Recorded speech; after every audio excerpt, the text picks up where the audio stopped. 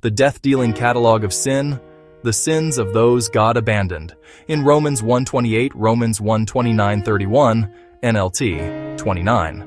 Their lives became full of every kind of wickedness, sin, greed, hate, envy, murder, quarreling, deception, malicious behavior, and gossip. 30. They are backstabbers, haters of God, insolent, proud, and boastful. They invent new ways of sinning, and they disobey their parents. 31. They refuse to understand, break their promises, are heartless, and have no mercy. We studied Romans 1:28, NLT.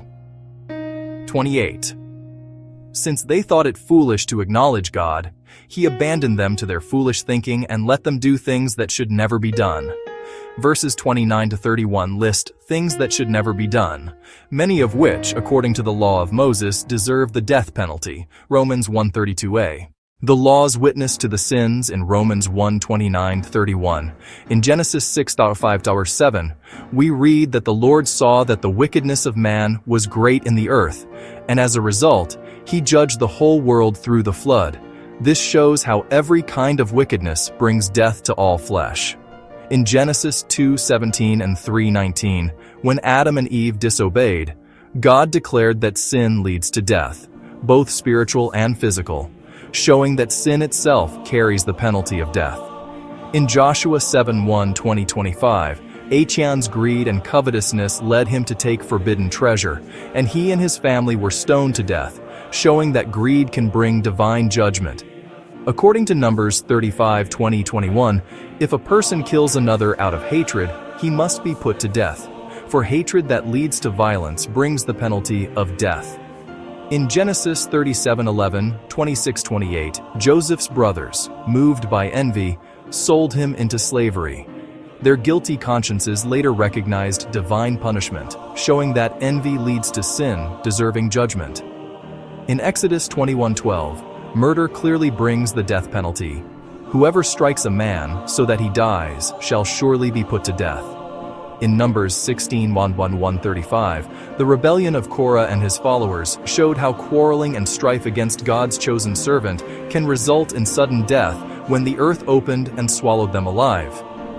In Deuteronomy 19:18-19, deception and false witness were punished with the same penalty the liar intended for the innocent, often death, showing how serious deceit was in God's law. In Leviticus 24:17-20, the principle of eye for eye, life for life, shows that malicious injury or intent to harm others results in equal punishment, even death. In Numbers 12:1-10, when Miriam and Aaron gossiped against Moses, God struck Miriam with leprosy, showing divine punishment for gossip and slander. In Numbers 16:1-35, again we see that backstabbers and betrayers of God's authority face death by God's direct judgment when Korah's company rebelled. According to Deuteronomy 7:9-10, God repays those who hate Him to their face to destroy them, showing that haters of God face destruction as their penalty. In Leviticus 24:16, whoever blasphemes or speaks arrogantly against God's name must surely be put to death, revealing the fatal consequence of insolence toward the Holy One. Deuteronomy 8:14, 19 and 20 warns that when a person's heart becomes proud and forgets the Lord, that person shall surely perish, showing that pride leads to death and destruction. Similarly, in Deuteronomy 8:17-19, those who boast in their own strength instead of giving glory to God will perish, for self-exaltation brings death. In Genesis 11:4-9, the people of Babel invented new ways of sinning by building a tower to reach heaven, and though not killed, they were scattered by God's judgment, showing that rebellion invites divine intervention.